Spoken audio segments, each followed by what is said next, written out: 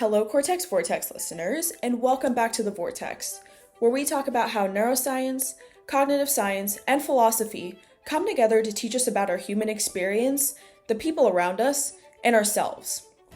So, for this episode, I'm going to dive back into my conversation with Professor Vera Tobin a couple weeks ago, where we were talking about literature and filmmaking and how these writers and producers teach us a lot about our awareness, our consciousness, and really how we function as humans. And they're able to kind of almost take advantage of that and control our emotions and have us feel these intense emotions when we're reading books or we're watching TV shows and things. So she's really an expert in this topic, and if you haven't checked out that episode, I highly recommend it. Her mind works in incredible ways, so I have linked that in my description, and you can also just check out my page, and there's 2 episodes for that. So, just to give you a brief kind of summary, she talks about how you can think of our consciousness, and there is all this stuff that happens beneath the surface in our unconscious processing. So this means that we're processing it, but we're not really aware that we're processing this information. Like, it's being absorbed, but we're not hyper aware that it's being absorbed. We have the layer above where we're aware that all this information is going to be absorbed, like when we're studying and when we need to use higher order processing.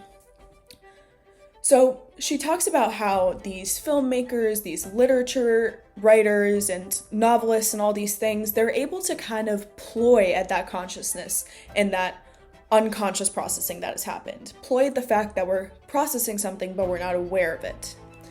So they'll evoke plot twists or aha moments where they will sprinkle things that our unconscious awareness picks up on throughout the film or the book, and then they'll flip a switch and they'll kind of bring all these things into our conscious awareness, and it gives us this intense, endearing feeling of, aha, I get it now, or I could figure it out the whole time, or I was aware that this was going on. And it's really an incredible phenomenon, but I think it teaches us a lot about our consciousness, ourselves, and kind of the miraculous ways that we function. So, without further ado, let's step into the vortex. So, Professor Tobin put a real emphasis on how this automatic processing and this under the surface stuff that's going on is actually really important for us, and how it kind of allows us to function the way that we do in our day-to-day lives, because it doesn't put so much weight on every single decision that we're making, and it allows us to function faster and more efficiently. Like, if you're in a conversation with someone and you had to think about the way that you're standing, the way that your mouth is moving, and all these things, you wouldn't be able to actually participate in a conversation, because by the time you figure out what to do, the moment has passed. And what's really great is banter and flirting and all these things, they really kind of allow this beautiful unconscious thing to come up to the surface and allow us to kind of trust ourselves, I can do this without having to think too much about it.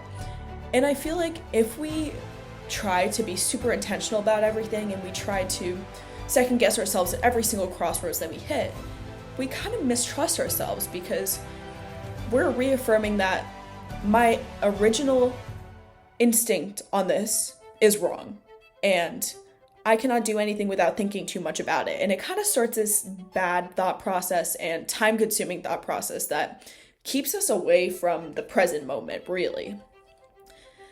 That said, I think that there's a way for us to kind of allow these 2 things to participate together.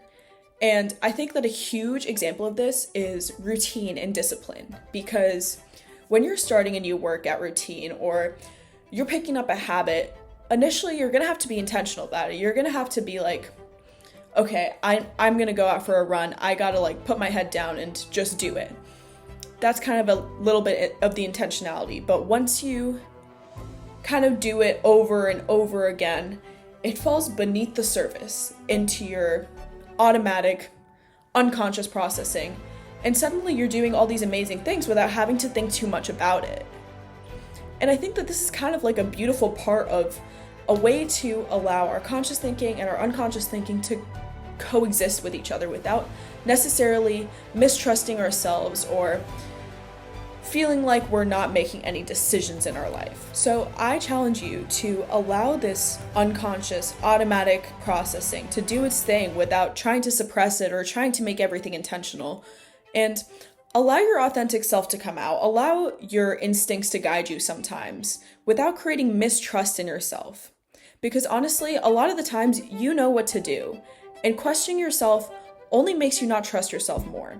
So thank you for joining me today in the Vortex, and I hope to see you next time.